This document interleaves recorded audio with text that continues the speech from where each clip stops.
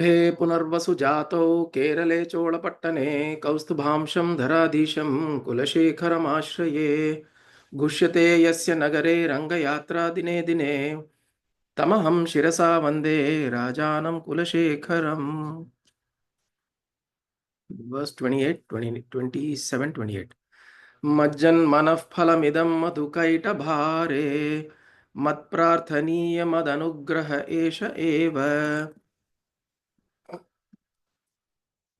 त्वद्भृत्य भृत्य परिचारक भृत्य भृत्य भृत्यस्य भृत्य इति मां स्मर लोकनाथ नाथेनः पुरुषोत्तमे त्रिजगताम् एकाधिपे चेतसा सेव्ये स्वस्य पदस्य दातरि परे नारायणे तिष्ठति यं कञ्चित् पुरुषाधमं कतिपयग्रामेशमल्पार्थदम् सेवायै मृगयामहे नरमहो मूढावरा कावयम्. Okay. 27 and 28 may not be so related, but since we are doing two verses, we're just continuing with that tradition.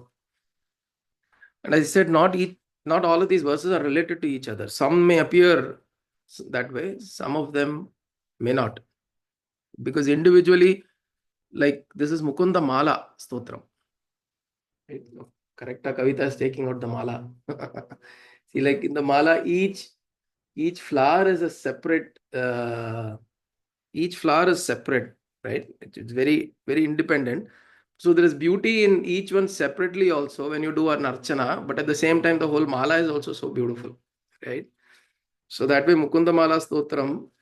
And what is tying all of this mala together is the sutra. This is called the sutra, right? The thread. And that in this case is Narayana. In Mukunda Mala Stotram, the sutra that ties all of this together is Bhakti, Narayana. So that way, these particular two verses, 27 and 28, it's tied in that form, but they're standing out independently. So what does 27 say? Majjan manaf phalamidam madhukaita bhare mat prarthaniya mad anugraha esha eva twadbhritya bhritya paricharaka bhritya bhritya bhrityasya bhritya iti mam smara lokanatha. So this, what stands out in this verse is the word bhritya. Bhritya. Bhritya means servant. When you consider yourself as dependent on somebody else, then you're a bhritya. So look at how Kulasekhar Alvar is wanting to be referred as. He's saying bhritya bhritya. So tvat bhritya bhritya. So I am the servant of your servant. Bhritya bhritya of the servant of the servant. Bhrityasya bhritya. So 6 levels. So I am in the offices, we have these 1 down, 2 down, 3 down, right? From the CEO, I am 2 down. From the CEO, I am 3 down, 5 down. Just to get a reference of where you are in the level in the organization. So he wants to be 6 down. So he's saying, not 6 down actually, 7 down. Bhritya Bhritya. So Narayana is the CEO. So he's saying, Tvat Ityukte Narayana here. Tvat Bhritya, your servant's servant. Bhritya Bhritya. So this is 3. Because your Bhritya is already 1 down. Then you've got his Bhritya. That's 2 down. Paricharaka, Bhritya Bhritya, 3 and 4. Then Bhrityasya Bhritya, 5, 6. No, sorry. Yeah, 1, 2, 3, 4, 5, 6. Correct. So 6. So you've got 6 levels.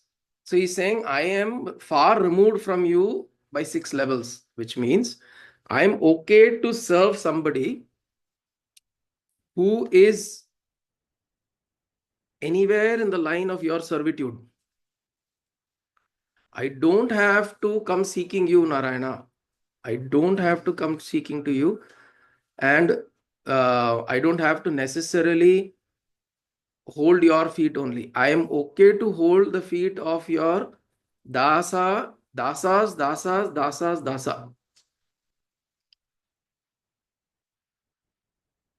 There was one Alvar called as Tondar Podi Adipodi Alvar. Tondar Adipodi Alvar, which means he considered himself as um, the servant or the one who's living by the Tondanoda Adioda Podi, which means the dust, feet dust of your servant. I am okay to live by the feet dust of your servant, O Lord. Tondaradi Podi Alvar. So if somebody is able to name themselves that way, I am, and it is really living that way. They live that way in a way that they will consider themselves as a servant. And by servant doesn't necessarily mean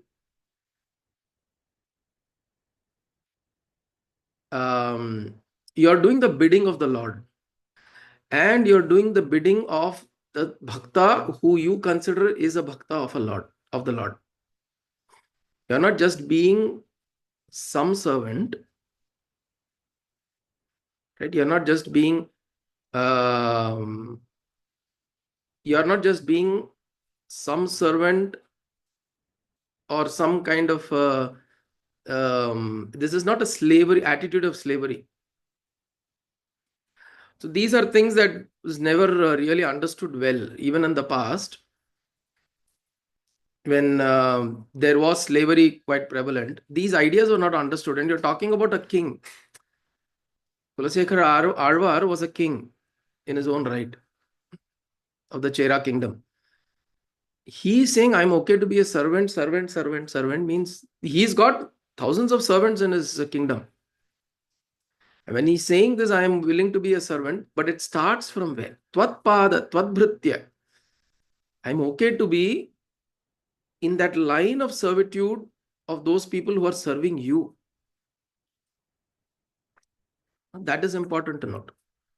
So when you are serving, the objective of serving should also be recognized. Just by serving randomly, just by the attitude of serving has to somewhere dissolve into the object,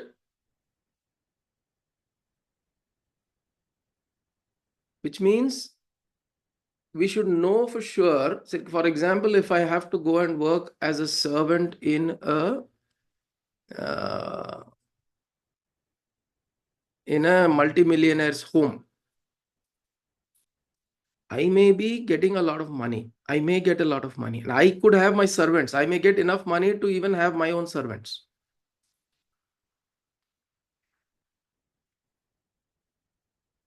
And it may be okay. And in a lot of ways, those who work in government offices, they're called public servants only. Right?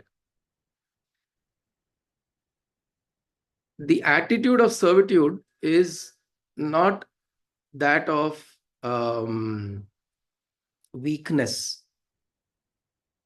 In fact, there was a time, these days it's not so, at least from the generations I've seen, it's not been so. But earlier generations, I've known that being in government offices were a prestigious position. If you are a public servant, you are in the government doing some work, considered to be prestigious. The king of, correct. In Odisha, before the Rath Yatra begins, the Mama is saying that Rath Yatra begins, the king comes and sweeps the road in front of the Ratha. Just before the Rath is supposed to be starting, is supposed to be pulled, the day on which the Ratha is supposed to be pulled, before that ceremony, he comes and sweeps the road in front of that physically. Raja will come, take the broom and sweep it. Well, he's saying, I may be a Raja, but I am your servant, O Lord. And also the other view is, I am serving the kingdom on your behalf. This is why Bharata was held high also in many ways, because he served the kingdom for 14 years as a king, but in the name of Rama. So, so the Raja there also, Nodisha, he says Jagannatha is the king in Odradesha. In Kalinganad, Jagannatha is the king. I am only governing it on your behalf.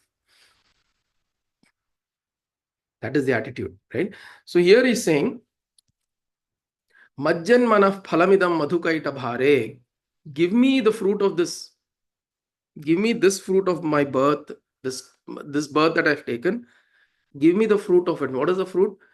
Mat prarthaniya mat anugraha esha eva. This is what I prayed for you. Oh Lord, show me this mercy. What is this? Twadbhritya bhritya paricharaka bhritya bhritya. Actually, paricharaka is also a servant. So then there are 7. Twadbhritya bhritya paricharaka bhritya bhritya bhrityasya bhritya. So there are 7 levels of servitude. And may I be that. Iti mam smara Lokanatha, O Lokanatha, think about me and give me this blessing, grace this anugraha upon me. Esha eva. This alone is enough for me. Now think about, how do we live something like this? It is very difficult to be a servant. And when you know, when we have people working in our households, they come and they do their work. Now, if they come and work in our houses as a profession, this is similar to somebody going to office and working also, right? Going to office, you go sit at a desk, you work, you do pass files, you sign this thing, you do that. That is one type of work. There are people who have field work, who go construction, they go to the construction field and do work. That is also work. Somebody goes to somebody's house and cleans up the house and does all of that. That is also work. So we should remember, we shouldn't, somebody's coming and helping us out in the house, we shouldn't name them as a servant. There's a very, in the Indian context, there is this tendency of somebody who comes and works for you, they suddenly become your servant. At the same time, when you go and work in a company, tie potently, you're doing the same thing. If you're working for somebody, but we don't want to be called as a servant. Tied servant. Tied servant. Good one. Good one. That servant is under more bondage than this one.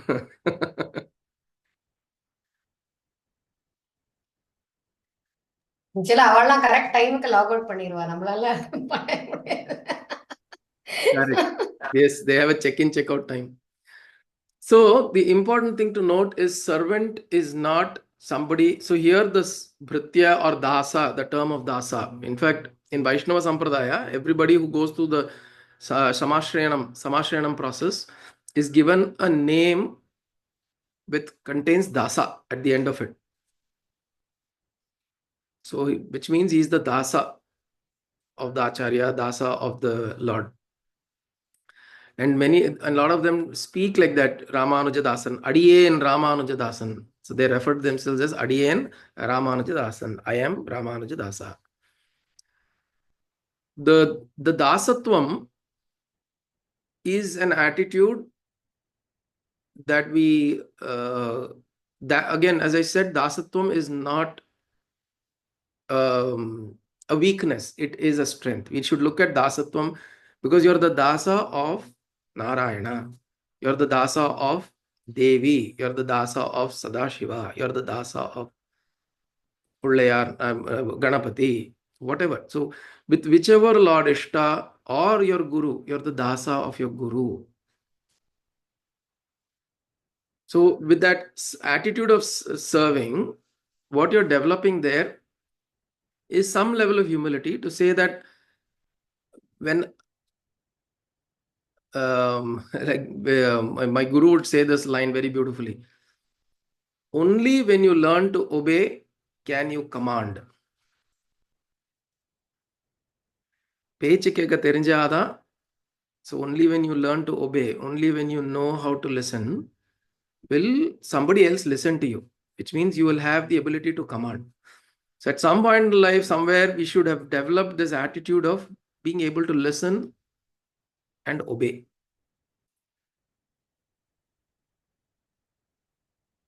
And a lot of these gurus, teachers, masters, you would have seen, they would have gone through a whole lot of rigor in their lifetime, where they would have done things like even cleaning the toilets, cleaning the beds, and doing all of that they would have done. And today they are sitting like a guru somewhere, and people are listening, right? Because they would have gone through a whole series where there is this, they've submitted themselves to obedience, to a guru, to an ashram, to a place where they think they are renouncing themselves of all the material world. This process should continue. If it doesn't continue, then there is a downfall, because the process of dasatvam is not a point in the past. We should always find ourselves in positions where I can exhibit this to some extent, in whatever, or we exhibit it in life altogether, which means you become a dasa to what happens to you in life.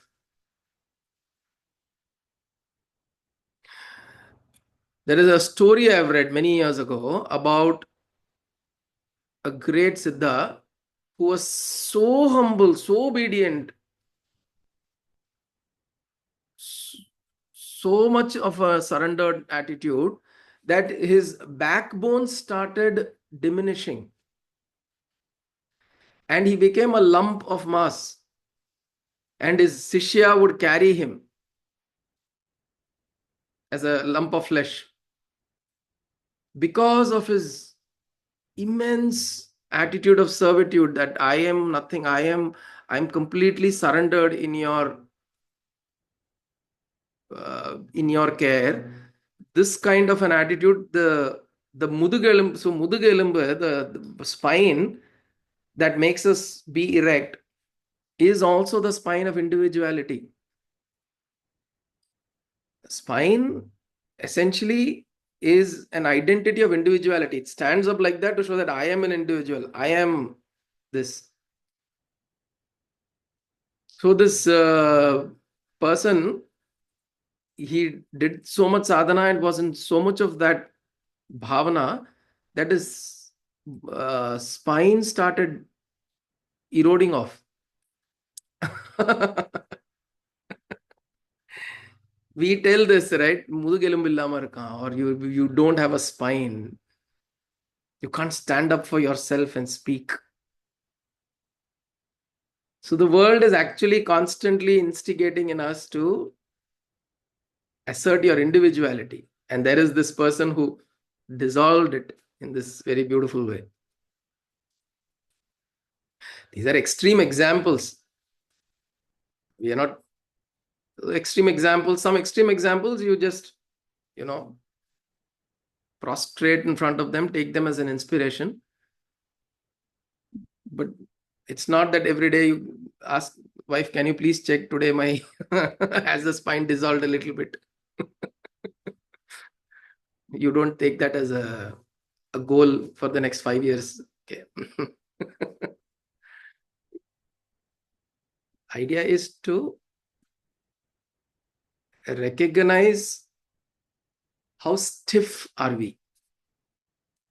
That which doesn't bend breaks. We've heard this, right? That which doesn't bend eventually breaks. Eventually will break. There's a very beautiful line that comes to mind from Khalil Gibran. Khalil Gibran was a Lebanese poet. He's written a work called The Prophet.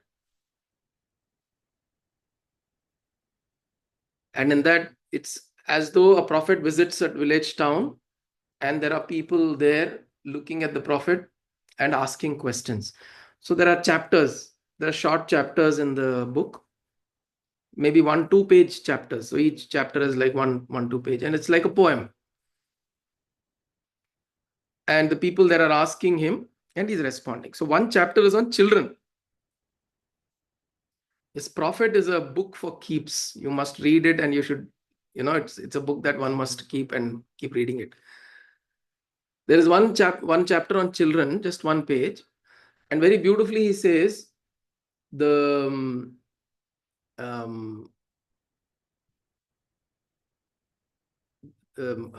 think it's best read directly from what he says. I don't want to.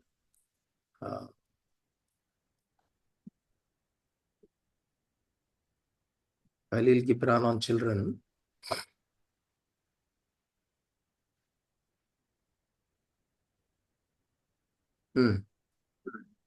He'll say, of course, he says other things. Your children are not your children. They are the sons and daughters of life's longing, so on and so forth. But the most important thing is he says, you are the bows from which your children as living arrows are sent forth. You are the bow.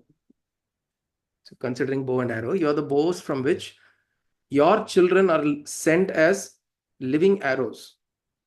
The archer sees the mark upon the path of the infinite and he bends you with his might. The archer, the creator. The archer bends you with his might and sees a mark upon the infinite, that his arrows may go swift and far. Let your bending in the archer's hand be for gladness. For even as he loves the arrow that flies, he loves also the bow that is stable. So beautiful, right? So the archer sees the mark upon the infinite and bends you with all his might, that his arrows may go swift and far. Let your bending be in the archer's hand for gladness. For even he loves the arrow that flies, so also he loves the bow that is stable. So only as much as you bend so far that, in this case, the children. So he's telling as parents, you are letting out an arrow as a child.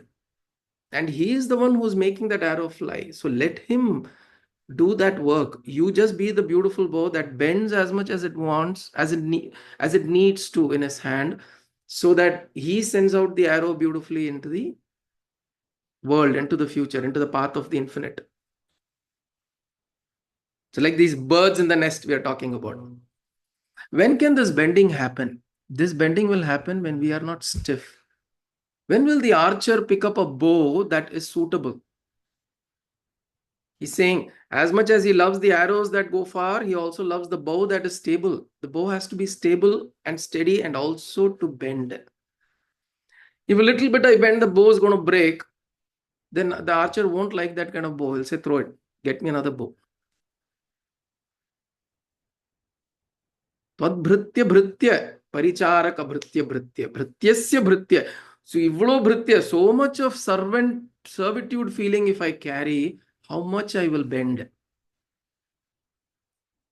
And this bending is not in weakness. Extremely important to recognize. Bending is not in weakness. Bending is a strength. Only a bamboo that has a lot of strength can bend.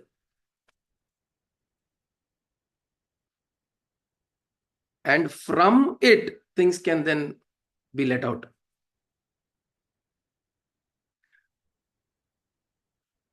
Right? So this bending is an important thing in our life as much as our individuality is also. Again, understand, it's not a weakness. You're not giving in. You're not becoming a doormat.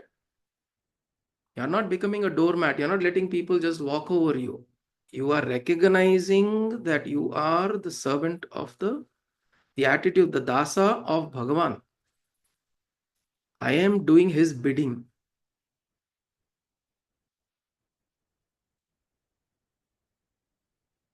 right? That attitude needs to be developed. I am doing his bidding. A lot of these things can become very confusing because when you start applying it in life, it'll seem as though, okay, now given the situation, what am I to do?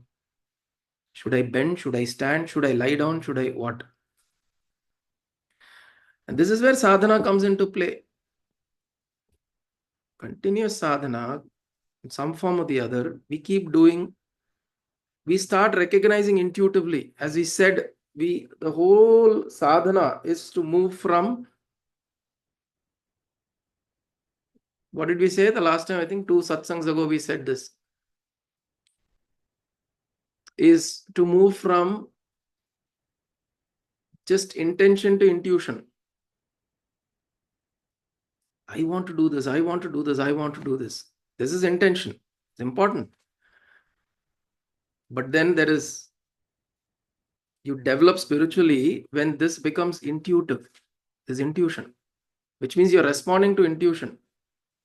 You're letting, you are recognizing the intention that I'm carrying is through intuition, or the intention that I'm having is one level, but intuition is at a greater level of operation. And I recognize that. So this is the verse. Okay. Moving on to the next one, 28th.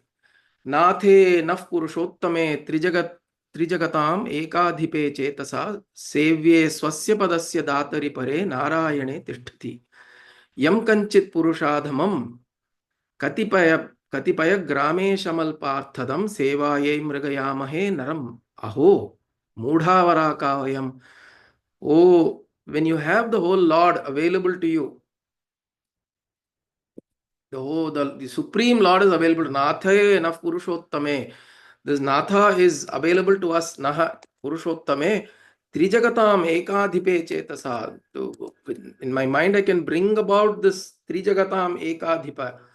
The Ekadhipa is the one Lord of this universe. Trijagatam. I can bring him to my mind and I can have that relationship with him. When I do that, Sevye swasya padasya datari pare narayane tishtati. This Narayana is there. When he is present, he is available, and he who I can serve. Why do I have to go running behind some small yam kanchit purushadhamam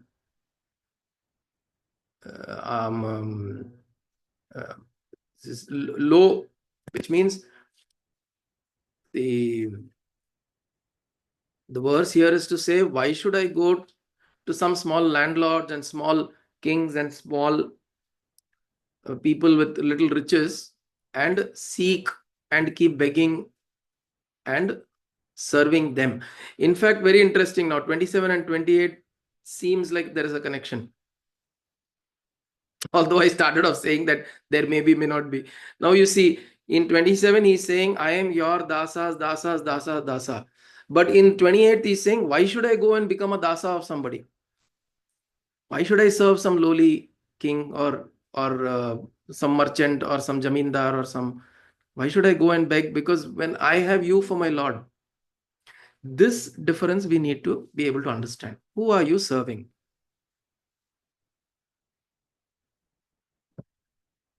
Right? In other words, yeah,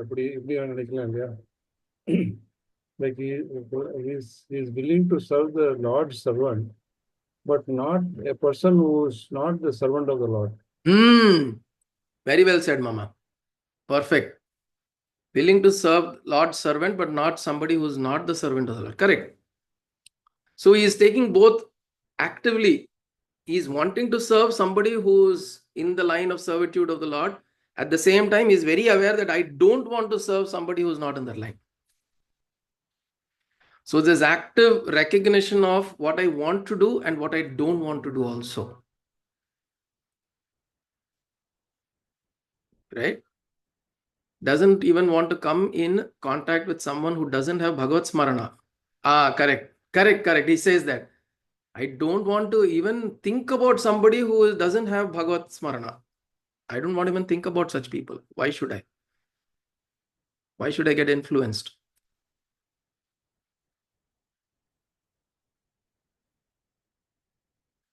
So it is about how do I carry this? What do I want to be influenced in the world? I think that is the way, that is the best thing to kind of sum up this. Saying what are we? இதுல அபிராமி அந்தாதியில கூட ம். அவர் அத்தனை தேவிய சேவிச்சாலும் ஒரு வார்த்தை சொல்றாரு அவரோட இதுல அந்தாதியில, உன்னோட அருமை பெருமை தெரியாத கரும நெஞ்சம், அவள்லாம் நரகுக்கு உருவாய மனிதர்கள், நரகுக்கு உருவாய மனிதர்களை நான் வந்து தாசத்துவம் பண்ண மாட்டேன், உன்னோட நெஞ்சில இருக்கிற மனுஷால மாத்திரம்தான் நான் தாசத்துவம் பண்ணேன்னு அபிராமி பட்டரும் அதான் சொல்லி. Very nice, ma. Correct. I think it's the same idea, and I think y'all brought out very beautifully is I want to do dasatvam to the dasa of the Lord. I don't want to do dasatvam to those who are not in that line. So recognition of the difference is very important, because otherwise the idea is not just of dasatvam. As I said, the idea is the object of dasatvam, and are you able to dissolve in that? Right? Of course, one way of looking at it is when you're actually in that attitude of serving, the object then dissolves into you as the object is no longer on the outside. The object, you're not trying to locate the object on the outside. You've recognized that who am I serving at the end of the day is myself only. It's another way of looking at it. But a Vaishnava may not accept it, say that no, you're only serving Narayana. Correct. But there is one way of looking at it, is say that at the end of the day, I'm serving myself. Why? Because I want to be, at the end of the day, what are you doing? You're trying to dissolve yourself. The reason I said that example of that Siddha Muni or Siddha Purusha who became this lump of flesh is he dissolved his personal identity. And at the end of the day, that is all we are doing. Whichever path we say Bhagavan is inside me or Bhagavan is outside, at the end of the day, the idea is to dissolve into that presence. The individuality becomes, why is he called the Sheshi? Seshi means that which remains. Seshi, Sesha Bhava. This is called Seshi, Sesha Bhava, which means the Seshi is the one that remains at the end of the day. And he is the one that remains at the end of the day. And we all dissolve. This dissolution happens whichever way we want to do. And again, why a dasa? Because a dasa is wanting to dissolve his individuality. He's saying continuously that ஐயோ நான் அடியேன் அடியேன் அடியேன் அடியேன் அப்படின்னு சொன்னதுக்கு நிறைய பேர் வந்து அடிச்சுட்டு போயிட்டா. 11th century Ramanuja's disciples got slaughtered.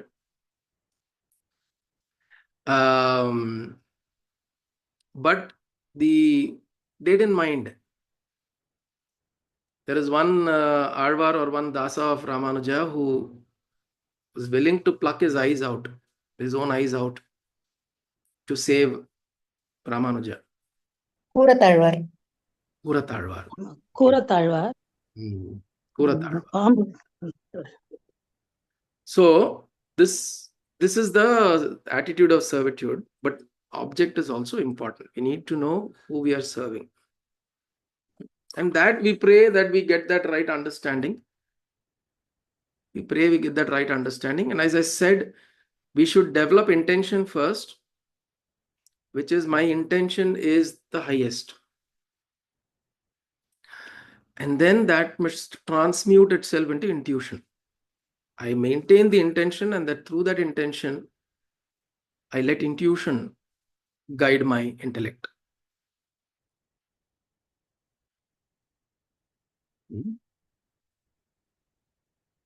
So those are the two verses today. We'll close with that. We said 27th is Majjan manaf phalamidam madhukaita bhare mad prarthaniya mad anugraha esha eva त्वद्भृत्य भृत्य Paricharak भृत्य भृत्य भृत्यस्य भृत्य इति मां स्मर लोकनाथ। नाथे नः पुरुषोत्तमे त्रिजगताम् एकाधिपे चेतसा सेव्ये स्वस्य पदस्य दातरि परे नारायणे तिष्ठति। यं कञ्चित् पुरुषाधमं कतिपयग्रामेशमल्पार्थदम् सेवायै मृगयामहे नरम् अहो मूढावराका वयम्। ॐ कायेन वाचा मनसेन्द्रियैर्वा बुद्ध्यात्मना वा प्रकृते स्वभावात् करोमि यत् सकलं परस्मै नारायणायेति समर्पयामि। सदाशिवायेति समर्पयामि, जगदम्बिकेति समर्पयामि, सद्गुरुनाथायेति समर्पयामि। हरि ओं तत्सद्गुरुभ्यो नमः।